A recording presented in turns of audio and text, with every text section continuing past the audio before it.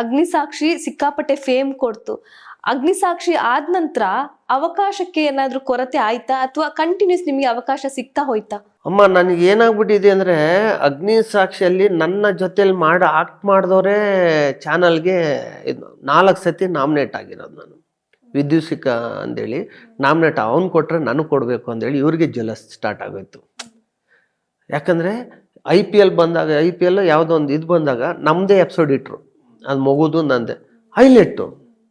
ಅಮ್ಮ, ಇಷ್ಟು ಅರ್ಥ ಮಾಡ್ಕೊಳ್ಳಿ. ಜಡ್ಜು ಯಾವುದೊಂದು ಚೆಕ್ ಕೇಸ್ಗೆ ಹೋಗಿದ್ದೀನಿ, ನಾನು ಲಾಕ್ಡೌನ್ ಟೈಮ್ ಮಾಸ್ಕ್ ತೆಗ್ದುಬಿಟ್ಟು ನಾನು ನಮ್ಮ ಲಾಯರ್ಗೆ ಹೇಳಿದೆ, ಈ ಥರ ಆರ್ಟಿಸ್ಟ್ ಅಂದೇಳಿ ಅಲ್ಲಿಂದ ಬರೋ ಖರ್ಚುಕನ ಕೊಡಿಸ್ತಾರೆ ಅಂತ ಹೇಳಿದಾಗ ಜಡ್ಜ್ ಹೇಳಿದ್ದಾರೆ, ನಮ್ಮ ಆನೇಕಲ್ಲಲ್ಲಿ ಜಡ್ಜ್ ಹೇಳಿದ್ದಾರೆ, ಏನೋ ನಿಮ್ಮ ಫಾಲೋವರ್ಸ್ ನಾವು ನನ್ನ ಸೇರಿ ಅದೇ ಮಾಡ್ತೀನಿ ಫಾಲೋವರ್ಸ್ ಅಂದೇಳಿ. ಆ ಮಟ್ಟಿಗೆ ಹೋಗಿತ್ತು ಸೀರಿಯಲ್ ಅಗ್ನಿಸಾಕ್ಷಿ ಅನ್ನೋದು. ಮನೆಗಳಾಗಲಿ ಎಲ್ಲ ಆಗಲಿ. ಅಲ್ಲಿಂದ ಏನಾಯಿತು, ಅಗ್ನಿಸಾಕ್ಷಿ ಮಾಡುವಾಗ ನಾನು ಫಸ್ಟ್ ಗಾಳಿಪಟ ಸೀರಿಯಲಲ್ಲಿ ಮಾಡ್ತಾಯಿದ್ದೆ. ನಮ್ಮ ಡೈರೆಕ್ಟ್ರು ಕೊಡೆಮುರುಘ ಡೈರೆಕ್ಟ್ರ್ ಏನು ಮಾಡ್ದ, ನನಗೆ ಅದರಲ್ಲಿ ಆನಂದ ಭೈರವಿಲಿ ಒಂದು ಕ್ಯಾರೆಕ್ಟ್ರ್ ಮಾಡೋಕ್ಕೆ ಕರೆದ್ರು. ಹೋಗಪ್ಪ, ಇದು ಮಾಡ್ತಾಯಿದ್ದೀನಿ, ನೀನೇನು ಕರಿತಾ ಇದೆಯಾ? ನಾನು ಒಂದೇ ಟೂಡೆ ಇಲ್ಲಪ್ಪ ಡೈರೆಕ್ಟ್ರ್ ಯಾಕಂದ್ರೆ ಅನ್ನ ಕೊಟ್ಟವ್ರಿಗೆ, ನಮ್ಮ ಗುರುಗಳೊಂದು ತಿಳ್ಕೊಂಡವ್ರಿಗೆ ಯಾರಿಗೂ ಇಲ್ಲ. ಸರಿ ಮಾಡ್ತೀನಿ ಅಂತ ಹೇಳ್ಬಿಟ್ಟು, ಇದು ತುಮಕೂರು ಹತ್ರ ಒಂದು ಬೆಟ್ಟ ಇದೆ, ಏನು ಬೆಟ್ಟನೋ, ಬೆಟ್ಟ ಹೆಸರು ಆನಂದ ಭೈರವಿ ಶೂಟಿಂಗು. ಅಲ್ಲಿ ಹೋದಾಗ ಆನಂದ ಭೈರವಿ ಹೀರೋಯಿನ್ ಯಾರೂ ಮಾತಾಡ್ಸ್ತಲ್ಲ. ಅಗ್ನಿಸಾಕ್ಷಿ ಮುರುಘ ಮುರುಘ ಮುರುಘ ಮುರುಘ ಮುರುಘ ಮುರುಘ ಅಂತೇಳಿ ಟಾಕು ಸ್ಟಾರ್ಟ್ ಆಗುತ್ತೆ. ಚಿತ್ರದುರ್ಗದಲ್ಲಿ ನನ್ನ ಕರ್ಕೊಂಡು ಬರೋಕೆ 12 ಜನ ಪೊಲೀಸರು ಅರಸಾಹಸ ಮಾಡಿಬಿಟ್ರು. ಇವತ್ತು ಗಿಲ್ಲಿ ಮಾಡ್ತಾಯಿದ್ರಲ್ಲ, ಆವತ್ತು ಅಲ್ಲಿ ಕರ್ಕೊಂಡು ಬರೋಕೆ ನನಗೆ ಅಷ್ಟೊಂದು ಡಿಮ್ಯಾಂಡ್ ಆಗೋಯ್ತು. ನಮ್ಮ ಡೈರೆಕ್ಟ್ರು ಹೋಗಿ ಕುತ್ಕೊಂಡು ಸಾಯಿರಿ ಒಳಗಡೆ ಅಂತಾರೆ. ಇವಾಗ ಕಾರ್ಗೆ ಹೊಡಿತಾರೆ, ಮುರುಘ ಮುರುಘ ಅಂತಾರೆ. ಎಲ್ಲಿ? ಹಿರೂರಲ್ಲಿ ಚಿತ್ರದುರ್ಗ ಅಷ್ಟೊಂದು ಕ್ರೇಜು ಅಗ್ನಿಸಾಕ್ಷಿ ಅದಿತ್ತು. ಅಲ್ಲಿಂದ ಕೊಡೆಮುರುಘ ಆಗಿದ್ದು ನಮ್ಮ ಆನಂದ ಭೈರವಿ ಶೂಟಿಗೆ ಹೋದಾಗ. ಅಲ್ಲಿಂದ ಅದೇ ಕೊಡೆಮುರುಘ ಅಂತಾನೆ ಕಂಟಿನ್ಯೂ ಮಾಡಿದ್ರು. ಕೊಡೆಮುರುಘಗೆ ಬಂದು ಫಸ್ಟ್ ಫೌಂಡೇಶನ್ ನಾನು.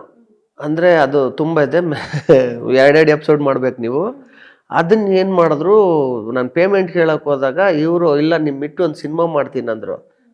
ನಿಮ್ಗೇನು ತಲೆಗಿಲೆ ಕೆಟ್ಟಿದ್ದೆ, ಆಲ್ರೆಡಿ ನಾನು ಭಾಳ ನೋಕೆ ಮಾಡಿದ್ದೆ, November 19 ಮಾಡಿದ್ದೆ, ಈಗಲೇ ಸಿನಿಮಾ ರಿಲೀಸಲ್ಲಿ ಮನೇಲಿ ಹೋದರೆ ಬುಟ್ ತೊಗೊಂಡು ಹೊಡಿತಾರೆ ಅಂತ ಹೇಳ್ಬಿಟ್ಟು ಬಿಟ್ಬಿಟ್ಟಿದ್ದೆ ನಾನು. ಇನ್ನೊಂದು ಸತಿ ಹೋದಾಗ ಏನು ಮಾಡಿದೆ, ಇಲ್ಲ ಒಂದು ಸಿನಿಮಾ ಮಾಡ್ತಾಯಿದ್ದೀನಿ, ಒಂದು ಪ್ರೋಮೋ ಮಾಡೋಣ, ಒಂದು ಟ್ರೈಲರ್ ಥರ ಮಾಡಿಬಿಟ್ಟು ಆಮೇಲೆ ನಿನ್ಗೆ ಇಷ್ಟ ಆದರೆ ಹಾಕು, ಇಲ್ಲದ್ರು ಬೇಡ, ನನ್ನ ಹತ್ರ ಅಮೌಂಟ್ ಇಲ್ಲ, ಸುಮ್ಮನೆ ಬಿಟ್ಬಿಟ್ಟು ನಾನು ಏನೋ ಮಾಡ್ಕೊಂಡು ಮುರುಘಾಸ್ ಜೀವನ ಮಾಡ್ಕೊತೀನಿ. ಆವಾಗ ಅವ್ರು ತಲೆ ಕೆಡಿಸಿದ್ದು. ಆ ತಲೆ ಕೆಡಿಸಿದಾಗ 50,000 1 ಲಕ್ಷದಲ್ಲಿ ಮಾಡೋಣ ಅಂತ ಹೇಳ್ಬಿಟ್ಟು ಆ ಟ್ರೈಲರ್ಗೆ 5 ಲಕ್ಷ ಆಯಿತು. ಫಸ್ಟ್ ಒಂದು ಟ್ರೈಲರ್ ಬಿಟ್ಟಿದ್ರಿ, ಆ ಟ್ರೈಲರ್ 1 ಮಿಲಿಯನ್ ದಾಟ್ಬಿಡ್ತು. ಆ ಟ್ರೈಲರ್ ಇಟ್ಕೊಂಡು ಒಂದು ಪ್ರೊಡ್ಯೂಸರ್ ಹಿಡಿದು, mummy picture producer K. Ravikumar ಅವರು. ಆ ಪಿಕ್ಚರ್ಗೆ 4,60,00,000 ಆಗದು. ಒಂದು 4,60,00,000 ಹಾಕಿದ್ದು ಹೀರೋ ನಾನೇ. ಅವ್ರಿಗೆ ಯಾವತ್ತೂ ಚಿರಋಣಿ ಆಗಿರ್ತೀನಿ ಅಪ್ಪನಿಗೆ, ಪಾಪ ಅಂದಾತ್ರು. 4,60,00,000 ಹಾಕಿದ್ದಾರೆ ನನ್ನ ಮೇಲೆ ಆ ಸಿನಿಮಾ. ಕೊಡೆಮುರುಘ, ಕೈಲಾಶ್ ಖೇರ್, ವಿಜಯ್ ಪ್ರಕಾಶ್, ಚಂದನ್ ಶೆಟ್ಟಿ ಎಲ್ಲ ಆಡಿದ್ದಾರೆ ಸಾಂಗ್. ಅದು ನಮಗೆ ಈ ಲಾಕ್ಡೌನ್ ಟೈಮಲ್ಲಿ ಸ್ವಲ್ಪ ಪ್ರಾಬ್ಲಮ್ ಆಯಿತು ಸಿನಿಮಾ. ಅದು ಬಿಟ್ಟ ಮೇಲೆ ಇಲ್ಲ. ಆಮೇಲೆ ಹಂಗೆ ದೇವ್ರ ದಯದಿಂದ ಮುರುಘಾ ಸನ್ ಆಫ್ ಖಾನ್ ನನ್ನ ಬ್ಯಾನರಲ್ಲಿ ASA ಪ್ರೊಡಕ್ಷನಲ್ಲಿ ಮುರುಘಾ ಸನ್ ಆಫ್ ಖಾನ್ ಒಂದು ಸಿನಿಮಾ ರಿಲೀಸ್ ಮಾಡಿದೆ. ಅದು ನಾನೇ ಪ್ರೊಡ್ಯೂಸ್ ಮಾಡಿದೆ. ಅಲ್ಲಿಂದ ಸ್ವಲ್ಪ ನಡೀತಾ ಇದೆಯಮ್ಮ ಹಂಗೆ. ಒಂದು ಕಡೆ ಸಿನಿಮಾ ಮೇಲಿನ ಹುಚ್ಚು, ಇನ್ನೊಂದು ಕಡೆ ಅವಕಾಶ ಬೇಕೇ ಬೇಕು, ನಾನು ಸಿನಿಮಾದಲ್ಲಿ ಆಕ್ಟ್ ಮಾಡಬೇಕು ಅನ್ನೋ ಆಸೆ. ನೀವು ಆಕ್ಟ್ ಮಾಡಬೇಕು ಅನ್ನೋದಕ್ಕೆ ನೀವು ದುಡ್ಡು ಕೊಟ್ಟು ನನಗೆ ನಟನಾಗಬೇಕು ಅನ್ನೋದು ನಿಮಗಿತ್ತು. ಬಟ್ ದುಡ್ಡು ಕೊಟ್ಟು ನೀವು ಮೋಸ ಹೋಗಿದ್ದಿದ್ಯಾ? ಅಮ್ಮ ಸುಮಾರಿದೆಯಮ್ಮ. ಈಗ ನಾನು ಭಾಳ ನೋಕ್ಯದಲ್ಲಿ ಅವನು ಡೈರೆಕ್ಟರ್ ಅಲ್ಲ, ಆ ಟೈಮಲ್ಲಿ 70 ಲಕ್ಷ ರೂಪಾಯಿ ನನಗೆ ದೊಡ್ಡ ಸಿನಿಮಾನೇ ಮಾಡ್ಬೋದಾಗಿತ್ತು. ಅದೇನದು ಅವ್ನು ಆರ್ಟ್ ಡೈರೆಕ್ಟ್ರು, ಯಾವುದೋ ಕ್ಯಾಮ್ರಾ ತೊಗೊಂಡು ಬರೋನು ಶೂಟ್ ಮಾಡೋ, ಅದು ನೋಡ್ಬಿಟ್ಟು ನಾನು ಸಿನಿಮಾನೇ ಬೇಡ ಅಂದೇಳಿ ಬಿಟ್ಬಿಟ್ಟೆ. ಆಮೇಲೆ ಇನ್ನೊಂದು ಕೆಲವರು ಇಲ್ಲ ಹಂಗೆ ಮಾಡೋಣ ಹಿಂಗೆ ಮಾಡೋಣ, ಒಂದು 2 ಲಕ್ಷ 3 ಲಕ್ಷ ಈ ಥರ ಮನೇಲಿ ಎತ್ಕೊಂಡು ಬಂದು ಹಾಳಾಗಿದ್ದು ಬಿಟ್ಬಿಟ್ಟಿದೆ ಲಾಸ್ಟ್ ಕ್ಲೈಮ್ಯಾಕ್ಸು. ಇದು ಬೇಡ ಅಂದೇಳಿ ಒಂದು ಆಸೆ ಇತ್ತು ಹೀರೋ ಆಗ್ಬೇಕಂದ್ರೆ. ಕೆಲವ್ರು ಹೇಳ್ತಾರೆ ಈ ನನ್ನ ಮಗ ಹೀರೋನ ಅಂದೇಳಿ. ಎಲ್ಲರೂ ತಾಯಿ ಹೊಟ್ಟೆ ಹುಟ್ಟಿದಾಗ ಹೀರೋ ಆಗಲ್ಲ, ಅದು ನಟನೆ ಮಾಡಿದ್ಮೇಲೆ. ಕೆಲವ್ರಿಗೇನು ಗೊತ್ತಾ, ಯೋಗ್ಯತೆ ಇಲ್ಲ ಸಿನಿಮಾ ನೋಡೋಕೆ. ಕನ್ನಡ ಸಿನಿಮಾಗಳಿಗೆ ಒಂದು 100 ರೂಪಾಯಿ ಕೊಟ್ಟು ನೋಡೋಕ್ಕೆ ಯೋಗ್ಯತೆ ಇಲ್ಲ ಅಂಥವ್ರು ಕಮೆಂಟ್ಗಳು ಮಾಡ್ತಾರೆ. ಆ ಕಮೆಂಟ್ಗಳು ನನಗೆ ಓದೋಕ್ಕೆ ಬರೋಲ್ಲ. ನೀನು ಏನೇ ಕಮೆಂಟ್ ಮಾಡ್ಕೊಂಡು ನಾನು ಓದೋಕ್ಕೆ ಬರೋಲ್ಲ. ಯೋಗ್ಯತೆ ಇಲ್ದವ್ರು ಏನು ಮಾಡ್ತಾರೆ, ಕಮೆಂಟ್ಗಳು ಮಾಡ್ತಾರೆ, ಸಿನಿಮಾನ ಸಾಯಿಸ್ತಾರೆ. ಸಿನಿಮಾ ಕಷ್ಟ ಏನು ಗೊತ್ತಾ ಇವ್ರಿಗೆ, ಒಂದು ಸಿನಿಮಾ ಮಾಡಿ ತೆರೆ ಮೇಲೆ ತೊಗೊಂಡು ಬರೋದು ಅಷ್ಟು ಸುಲಭ ಅಲ್ಲ. ತಾಯಿ ಗರ್ಭನಿಂದ ಈಚೆ ಮಗುನ ಬೆಳೆಸ್ತಾರ ಆ ಥರ ಅದು. ಇವ್ರೇನು ಮಾಡ್ತಾರೆ, ಕುತ್ಕೊಂಡು ಒಂದು ಕಮೆಂಟ್ ಬರೀತಾರೆ, ಏನೋ ಇವರು ಹೋಗ್ಬಿಟ್ಟಂಗೆ. ನಾನು ಸುಮಾರು ಹೇಳಿದಾರಮ್ಮ, ಹೇಳಿದ್ದಾರೆ, ಬಿಡುಗರು ಓದೋಕ್ಕೆ ಬರಲ್ಲ, ಅವರೇ ಓದ್ಕೊಂಡು ಅವರೇ ಇದು ಮಾಡಲಿ ಅಂದರೆ ನಾನು ತಲೆನೇ ಕೆಡಿಸ್ಕೊಂಡೋಗ್ಲಿ. ಅಮ್ಮ ಸುಮಾರು ಅವಮಾನಗಳಿದೆ, ಅವಮಾನ ಪಟ್ರೇನೆ ನಾಳೆ ಸನ್ಮಾನ ಆಗೋದು ಅಂದೇಳಿ ನನಗೆ ಭಾಳ ಇದಮ್ಮ. ಅವ್ರು ಯಾರು ಏನು ಹೇಳ್ಕೊಂಡ್ರಮ್ಮ, ನಾನು ಆಯಿತು ಅಂತ. ಯಾಕಂದರೆ ನನ್ನಿಂದ ಒಬ್ಬರಿಗೆ ಕೆಟ್ಟದಾಗೋದು ಬೇಡ, ದೇವರಲ್ಲಿ ನಾನು ಕೇಳ್ಕೊಳೋದಷ್ಟೇ, ನನ್ನಿಂದ ಅವ್ರಿಗೆ ಒಳ್ಳೇದಾಗ್ಲಪ್ಪ. ನಾನು ಅವ್ರಿಗೆ ಊಟ ಕೊಡ್ಸೋಕ್ಕಾಗಿಲ್ಲ ಅಂದ್ರೂ ನನ್ನಿಂದ ಅವ್ರು ಕೆಟ್ಟದಾಗಬಾರ್ದು ಒಂದು ಮನುಷ್ಯ ನಾನು. ನಾನು ಇರೋದು ರೂಪ ಹಿಂಗೆ. ಕೆಲವ್ರು ಏನು ಮಾಡ್ತಾರೆ, ಇವ್ ನೋಡಿದ್ರೆ ಹಂಗೆ ಇಲ್ಲ, ನಾನು ಇರೋದೇ ಹಿಂಗೆ. ಇಷ್ಟ ಇದ್ದವರು ತೊಗೊಳ್ತಾರೆ, ಇಷ್ಟ ಇಲ್ದವ್ರು ಬಿಸಾಕ್ತಾರೆ. ಅದನ್ನೆಲ್ಲ ನಾನು ಕೇರೇ ಮಾಡಿಲ್ಲ. ಈಗ Murugha son of Khan release ಮಾಡಿದೆ, ಕೆಲವೊಂದು ಹೀರೋಗಳ ಮನೆ ಹತ್ರಕ್ಕೆ ಹೋಗಿದ್ದೆ ನಾನು, ಒಂದು ಬೈಟ್ಸ್ ತೊಗೊಳೋಣ ಅಂದೇಳಿ. ಅಲ್ಲಿ ಕೆಲವ್ರು ಹೇಳ್ಕೊಳ್ತಾ ನಾನು ಓಪನ್ ಆಗಿ ಹೇಳ್ತೀನಿ, ನನಗೇನು ಕಿರೀಟ ಏನು ಬೇಕಾಗಿಲ್ಲ. ಕೆಲವೊಂದು ಬೈಟ್ಸ್ ಕೊಟ್ಬಿಟ್ರೆ ಏನಾಗುತ್ತೆ, ದೊಡ್ಡವ್ರಿಗಾದ್ರೆ ನುಗ್ಗಿ ಹೋಗಿ ಬೈಟ್ಸ್ ಕೊಡ್ತಾರೆ, ನಾವು ಚಿಕ್ಕವ್ರು ಬೈಟ್ಸ್ ಕೊಡ್ರಿ. ಇದೇ ತಮಿಳ್ನಾಡಲ್ಲಿ ಹೋಗಿ ನಾಜರ್ ಸರ್ ಹತ್ರ ತೊಗೊಂಡು ಬಂದೆ, ರಾಧಾ ರವಿ ಹತ್ರ ತೊಗೊಂಡು ಬಂದೆ, ಅಪ್ಪು ಕುಟ್ಟಿ ಹತ್ರ ತೊಗೊಂಡು ಬಂದೆ, ಯೋಗಿ ಬಾಬು ಅವ್ರ ಹತ್ರ ತೊಗೊಂಡು ಬಂದೆ. ಹೆಂಗ್ ಪ್ರೀತಿ ಮಾಡ್ತಾರೆ ಗೊತ್ತೇನ್ರಿ? ಆ ಪ್ರೀತಿ ನೀವ್ಯಾಕೆ ಮಾಡಲ್ಲ? ನಮ್ಮನೆ ಮಕ್ಕಳ ಪ್ರೀತಿ ಮಾಡಿದ್ರೆ ಬೇರೆ ಮಕ್ಕಳ ಪ್ರೀತಿ ಮಾಡ್ತಿದ್ ನ್ಯಾಯನ ಹೇಳಿ? ನ್ಯಾಯನ? ಅದಕ್ಕೋಸ್ಕರ ಎಲ್ಲೋ ಒಂದು ಕಡೆ ತುಂಬ ನೋವು. ಕನ್ನಡ ಫಿಲಿಮ್ಗಳು ಮಾಡೋಕ್ಕೆ ಥಿಯೇಟ್ರಿಗೆ ಸಿನಿಮಾ ಜನಗಳು ಬರಲ್ಲ. ಎಲ್ಲಿ ಬರ್ತಾ ಇದ್ದಾರೆ? ಸುಮ್ಮನೆ ಹೇಳ್ತಾರೆ ನನಗೆ ಅಷ್ಟು ಕೊಟ್ಟು ಇಷ್ಟು ಕೊಟ್ರಿ ಲಿಸ್ಟ್ ನೋಡೋಣ, ನಾನು ಕೊಡ್ತೀನಿ. ಈಗೆಲ್ಲ ದೊಡ್ಡ ಸಿನಿಮಾಗಳು 3 ರಿಲೀಸ್ ಆಯಿತು. ಯಾವ ಸಿನಿಮಾಗೆ ಬಿಸ್ನೆಸ್ ಆಗಿದ್ದೆ? ಯಾವುದು ಬಿಸ್ನೆಸ್ ಆಗಿಲ್ಲ. ಕರೆಕ್ಟಾಗಿ ಕನ್ನಡಿಗರು ಮತ್ತು ನಮ್ಮ ಚೇಂಬರ್ ಅವರು ಕರೆಕ್ಟಾಗಿದ್ದರೆ ಒಂದು ಸ್ಯಾಟ್ಲೈಟು, ಒಂದಿಷ್ಟು ಬಜೆಟ್ಟು, ಇಷ್ಟು ಕೊಡ್ರಿ ತೊಗೊಳ್ರಿ. ಕನ್ನಡ ಮುಟ್ಟಾನೇ ಇಲ್ವಲ್ಲ ಯಾವ ಚಾನಲ್ಗಳು. ಏನು ಮಾಡ್ತೀರಾ? ತಮಿಳಿಗೆ ಎತ್ಕೊಂಡು ಹೋಗ್ತೀರಾ, 1 ಲಕ್ಷ 2 ಲಕ್ಷ ಕೇಳ್ತಾರೆ, 3 ಕೋಟಿ 4 ಕೋಟಿ ಹಾಕಿರೋ ಸಿನಿಮಾಗಳನ್ನ ಏನು ಮಾಡ್ತೀರಾ? ಪ್ರೊಡ್ಯೂಸರ್ ಏನು ಮಾಡ್ತಾನೆ? ಕಳ್ಳ ಏನು ಮಾಡ್ತಾನಂದರೆ ಗೊತ್ತಿದ್ದು ಕಳ್ತನ ಮಾಡ್ತಾನೆ. ಏನು, ನಾನು ಸಿಕ್ಕಾಕೊಳ್ತೀನಿ, ಪೊಲೀಸವ್ರು ಹೊಡಿತಾರೆ, ತಿನ್ಬಿಡೋಣ, ಮಜಾ ಮಾಡಿಬಿಡೋಣ. ನಾವು ಗೊತ್ತಿದ್ದು ದುಡ್ಡು ಬರಲ್ಲ ಅಂತ ಗೊತ್ತಿದ್ದು ಸಿನಿಮಾ ಮಾಡ್ತೀವಿ.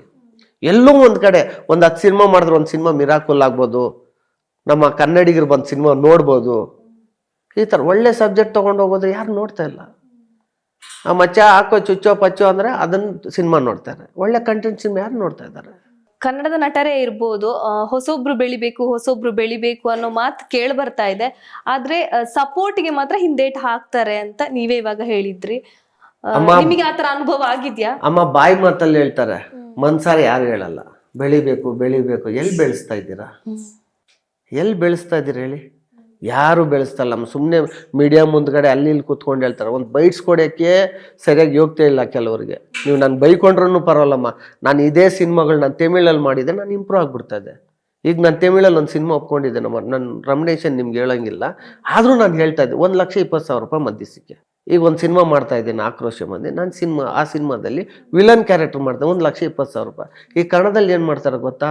ಹಣ ಬಾಣ ಹಿಂಗೆ ಮಾಡಿಸ್ಬಿಡೋಣ. ನಾನು ಒಂದು ಇಂಟರ್ವ್ಯೂ ಕೊಟ್ಟಿದ್ದೆ, ಯಾವ ಪಾತ್ರ ನಾನು ಮಾಡ್ತೀನಿ ಅಂದೇಳಿ. ಅವಾಗೇನು ಮಾಡಿದ್ರು, ಒಂದು ನೋವಿದೆ ನನಗೆ, ಸಿನಿಮಾ ಹೆಸರು ಹೇಳಲ್ಲ.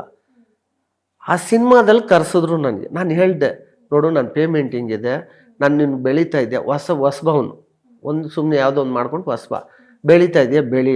ಆಮೇಲೆ ಹಣ ಇಷ್ಟು ಕೊಟ್ಬಿಡ್ತೀನಿ ಅಣ್ಣ, ನಮ್ಮ ತಾಣಾಗ ಅಷ್ಟು ಕೊಟ್ಬಿಡ್ತೀನಿ ಅಂದ. ಬೇಡ, ನೀವು ಫ್ರೀ ಬೇಕಾದ್ರೆ ಮಾಡಿಬಿಡ್ತೀನಿ, ನನ್ನ ಪೇಮೆಂಟಲ್ಲಿ ನನಗೆ ಅವಮಾನ ಮಾಡಬೇಡ ಅಂದ. ಇಲ್ಲ ನಾ ಕೊಟ್ಬಿಡ್ತೀನಿ, ಇಷ್ಟು ಕೊಟ್ಬಿಡ್ತೀನಿ ಅಂದಲ್ಲ. ಸೆಟ್ಗೆ ಹೋದಾಗ ಆ ಪಾತ್ರೆಗೆ ಕಣ್ಣಲ್ಲಿ ನೀರು ಹಾಕ್ಕೊಂಡು, ಆವತ್ತು ನಾನು ಇಷ್ಟು ವರ್ಷ ಕಷ್ಟಪಟ್ಕೊಂಡು ಬಂದಿನೂ ನಾನು ತುಳಿರಲ್ಲ ಈ ಸಿನಿಮಾ ಅಂದೇಳಿ ಆ ಸಿನಿಮಾ ಓಡಿಲ್ಲ. ಕಣ್ಣಲ್ಲಿ ನೀರು ಹಾಕ್ಕೊಂಡು, ನನ್ನ ಫ್ರೆಂಡಿಗೆ ಹೇಳ್ಕೊಂಡು ಕಣ್ಣಲ್ಲಿ ನೀರು ಹಾಕ್ಕೊಂಡು ಕಾರಲ್ಲಿ ಕನ್ವೆನ್ಷನ್ ತೊಗೊಂಡಿಲ್ಲ, ಅವ್ರ ಹತ್ರ ಕನ್ವೆನ್ಸ್ ತೊಗೊಂಡಿಲ್ಲ, ಪೇಮೆಂಟ್ ತೊಗೊಂಡಿಲ್ಲ. ಆವತ್ತು ಮನ್ಸಿಗೆ ತೊಗೊಂಡು ಮೈಂಡ್ಗೆ ಎಕ್ತು, ಇನ್ನೂ ತುಳಿತಾರ ಅಂದೇಳಿ ₹1 ಇದುವರೆಗೂ ತೊಗೊಂಡಿಲ್ಲ ಸಿನಿಮಾದಲ್ಲಿ. ನಾನು ಡಬ್ಬಿಂಗ್ ಹೋಗಿಲ್ಲ. ನೋವು. ಏನಕ್ಕೆ ಹೋಗ್ಬೇಕು ನಾನು ಅಂದರೆ, ಜೂನಿಯರ್ ಅಂದರೆ ಒಂದು ಹೊಸಬ್ರು ಯಾರನ್ನೋದು ಮಾಡಿಬಿಡ್ಬೋದು. ಜೂನಿಯರ್ ಆರ್ಟಿಸ್ಟ್ ಅಂದರೆ ಎಲ್ಲ ಆರ್ಟಿಸ್ಟ್ಗಳೇ ನಾನು ಜೂನಿಯರ್ ಅಂತ. ನಾನು ಜೂನಿಯರ್ಸ್, ಈಗಲೂ ಜೂನಿಯರ್ಸ್ ಅಂದ್ಕೊಡ್ಲಿ. ಆದರೆ ಕ್ಯಾರೆಕ್ಟ್ರ್ ಒಂದು 2 ಸಿನಿಮಾ ಮಾಡಿರೋ ಹೀರೋನ್ ತೊಗೊಂಡೋಗಿ ನೀನು ಹೋಗ್ಬಿಟ್ಟು ಎಲ್ಲ ಕಿತ್ತು ಒಂದು ನಿಲ್ಲಿಸಿದ್ದೀವಿ ಅಂದರೆ ನೀನು ಡೈರೆಕ್ಟ್ರಾ? ನೀನು ಒಳ್ಳೇದಾಗುತ್ತಾ? ಕಣ್ಣಲ್ಲಿ ನೀರು ಬಿಟ್ಟು, ನಾನು ಇಷ್ಟು ವರ್ಷ ಸಫರ್ ಪಟ್ಟಾಗಲೂ ಕಣ್ಣಲ್ಲಿ ನೀರು ಬಿಟ್ಟಿಲ್ಲ. ಆವತ್ತು ಅಲ್ಲಿಂದನೂ ನಾನು ಮನೆ ಗಂಟ ಬಂದು ಕಣ್ಣಲ್ಲಿ ನೀರು ಬಿಟ್ಕೊಂಡು ಬಂದು ಯಾರಿಗೂ ಹೇಳಿಲ್ಲ. ಎಲ್ಲ ಕೇಳ್ತಾರೆ ಯಾಕೆ ಅಂದೆ. ಇಲ್ಲ, ಏನೋ ನೋವಾಯ್ತು ಮನ್ಸಿಗೆ ಅಂತ ಹೇಳ್ಬಿಟ್ಟು. ಆಗಲೂ ನನ್ನ ಮನಸ್ಸು, ಯಾಕಂದ್ರೆ ನನ್ನ ನೋಯಿಸಿದ್ರೆ ಏನೋ ಒಂದಾಗುತ್ತೆ ಕೆಲವ್ರಿಗೆ. ನಾನು ಏನೋ ಒಂದು ಇದು ರಾವ್ಗಾಲದಲ್ಲಿ ಹುಡ್ದವ್ ನಾನು ಯಾರನ್ನ ತೂಚಿ ಅಂದರೆ ಅವ್ರಿಗೆ ಏನೋ ಆಗುತ್ತೆ, ನನಗೇನೂ ಆಗಲ್ಲ. ಸರಿ, ಅದು ಆ ಸಿನಿಮಾ ಹೋಗಿಲ್ಲ. ಆ ಸಿನಿಮಾ ಹೀರೋ ಏನೇನೋ ಆಗ್ಬಿಟ್ಟ. ತಿರ್ಗಿ ಆ ಸಿನಿಮಾ ನನ್ನ ಹತ್ರಿಗೆ ಬಂತು ಬಿಸ್ನೆಸ್ಗೆ. ಆ ಸಿನಿಮಾನ ತೊಗೊಂಡು ನಾನು ಚೆನ್ನೈಗೆ ಹೋದೆ. ಒಂದು ಆಫರ್ ಕೊಟ್ಟರು, ಅವ್ರ ಆಫರ್ ಕೊಡಲ್ಲ ಅಂದರು, ಬಿಟ್ಟೆ. ಆ ಸಿನಿಮಾ ಸೇಲ್ ಆಗಿಲ್ಲ. ಇಷ್ಟು ತುಳಿಯೋರಿದ್ರೆ ನಾನು ಕೇಳ್ಕೊಂಡು ಒಂದಮ್ಮ, ಇಡೀ ಕನ್ನಡಿಗರು ಕೇಳ್ಕೊಳೋದು, ನಾನು ಚೆನ್ನಾಗಿಲ್ವ, ಈ ನನ್ನ ಮಗ ಹೆಂಗ್ ಮಾಡಿದಾನೆ ನೋಡೋಣ, ನಾನು 100 ರೂಪಾಯಿ ಕೊಟ್ಬಿಟ್ಟು ನೋಡಿ, ಒಂದು ಒಳ್ಳೆ ಕನ್ನಡ ಸಿನಿಮಾ ಬೆಳೆಸ್ರಿ ರೀ. ನಾವು ಬೆಳೆದ್ರೆ ನೀವು ಬೆಳ್ದಂಗೆ, ನೀವು ಬೆಳೆದ್ರೆ ನಾವು ಬೆಳ್ದಂಗೆ. ನಮ್ಮನ್ನೇ ಬೆಳೆಸಲ್ಲ, ನೀವು ಇದು ಮಾಡ್ಕೊಂಡು. ಈಗ ತೆಲುಗು ತಮಿಳ್ ಬರ್ತಾವ, ಹೋಗಿ ನೋಡ್ತಾರೆ. ಎಲ್ಲಿ ನೋಡ್ತಾ ಇದ್ದಾರೆ ಥಿಯೇಟ್ರಲ್ಲಿ ಜನ? ಎಲ್ಲಿ ಬರ್ತಾ ಇದ್ದಾರೆ? ಯಾರು ನೋಡ್ತಾ ಇದ್ದಾರೆ? ಯಾರು ನೋಡ್ತಲ್ಲಮ್ಮ. ಈಗ ಆರ್ಟಿಸ್ಟ್ಗಳು ತಗೊಳ್ಳಿ, ಬಿಲ್ಡಪ್ಗಳು ಏನಿದೆ ಗೊತ್ತಮ್ಮ. ಸಿಂಗರ್ಗಳು ತಗೊಳ್ಳಿ, ಅವ್ರಿಗೆ ಲಕ್ಷಗಳೇ ಕೊಡಬೇಕು. ಅವ್ರ ಮಕ್ಕಳುಗಳು ತೊಗೊಂಡೋದ್ರೆ ಆನಂದ್ ಆಡಿ ಆಗಲಿ ಯಾವ ಆಡಿ ಆಗಲಿ ಯಾರು ತೊಗೊಳ್ತಲ್ಲ, ರವಿನೆಲ್ಲ ಹಾಕೊಂತಾರೆ. ಇವ್ರಿಗೆ ಲಕ್ಷಾಂತರ ರೂಪಾಯಿ ಕೊಟ್ಬಿಟ್ಟು ನಾವು ಆಡಿಸ್ಬಿಟ್ಟು ಅಲ್ಲಿ ಹೋಗಿ ಹಾಕ್ಸ್ಲಾ? ಎಷ್ಟು 20,000, 30,000, 50,000 ಹಾಕೋಕ್ಕಾಗುತ್ತಾ? ಇನ್ನು ದೊಡ್ಡವರಾದ್ರೆ ಅವ್ರು ತೊಗೊಂಡ್ರೆ ನಮ್ಗೆ ತೊಗೊಳಲ್ಲ.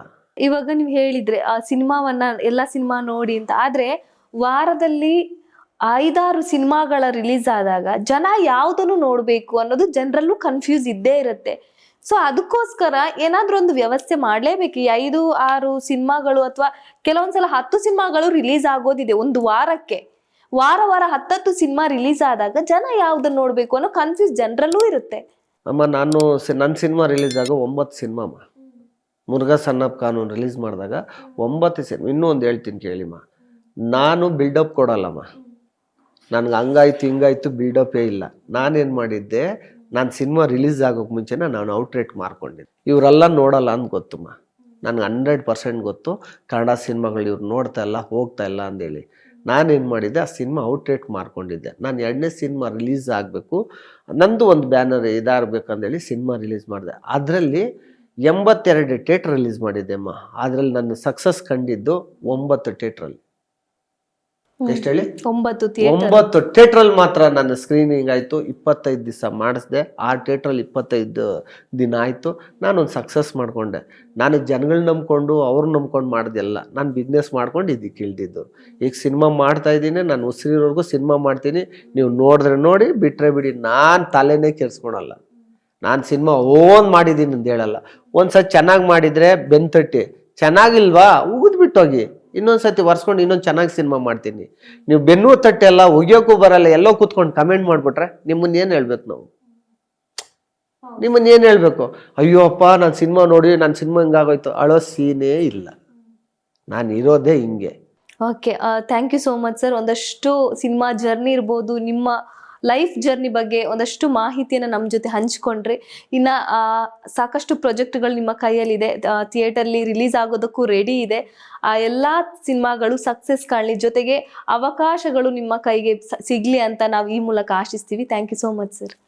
ಎಲ್ಲರಿಗೂ ಒಳ್ಳೇದಾಗಲಿ. ನಮ್ಮ ಪ್ರೀತಿಯ ಕನ್ನಡಿಗರಿಗೆ ಏನೋ ನಾನು ಮಾತಾಡಿರೋಲ್ಲಿ ನಿಮ್ಮೇನು ಹರ್ಟ್ ಇದ್ದರೆ ಕ್ಷಮೆ ಇರಲಿ. ಯಾಕಂದ್ರೆ ನಾನು ಕ್ಷಮೆ ಕೋರಲ್ಲ, ಆದ್ರೂ ಕೋರ್ತಾ ಇದ್ದೀನಿ. ಯಾಕಂದ್ರೆ ಅರ್ಥ ಮಾಡ್ಕೊಂಡು ನನಗೆ ಅಷ್ಟೊಂದು ನೋವಿದೆ. ನೋವು ಅಂದರೆ ನಿಮ್ಮ ಮೇಲೆ ಪ್ರೀತಿ ಜಾಸ್ತಿ. ಎಲ್ಲರಿಗೂ ಒಳ್ಳೇದಾಗಲಿ. ಜೈ ಹಿಂದ್, ಜೈ ಕರ್ನಾಟಕ, ಮತ್ತು ಜಯಪ್ಪ ಬಾಸ್. ಎಸ್, ನೋಡಿದ್ರಲ್ಲ ವೀಕ್ಷಕರೇ, ಕೊಡೆ ಮುರುಘಾ ಅಲಿಯಾಸ್ ಮುನಿಕೃಷ್ಣ ಅವರು ಸಾಕಷ್ಟು ವಿಷಯಗಳನ್ನ ನಮ್ಮ ಜೊತೆ ಹಂಚಿಕೊಂಡ್ರು. ಅವರ ಜೀವನದ ಬಗ್ಗೆ ಇರ್ಬೋದು, ಜೊತೆಗೆ ಸಿನಿಮಾ ಜರ್ನಿ ಬಗ್ಗೆ ಇರ್ಬೋದು, ಸಾಕಷ್ಟು ವಿಚಾರಗಳನ್ನ ನಮ್ಮ ಜೊತೆ ಹಂಚ್ಕೊಂಡ್ರು. ಸೊ ಇದಾಗಿತ್ತು ಇವತ್ತಿನ ಸ್ಪೆಷಲ್ ಎಪಿಸೋಡ್. ನೋಡ್ತಾ ಇರಿ ಕರ್ನಾಟಕ ನ್ಯೂಸ್ ಬೀಟ್, ನ್ಯಾಯ ನಮ್ಮೊಂದಿಗೆ, ನಾವು ನಿಮ್ಮೊಂದಿಗೆ.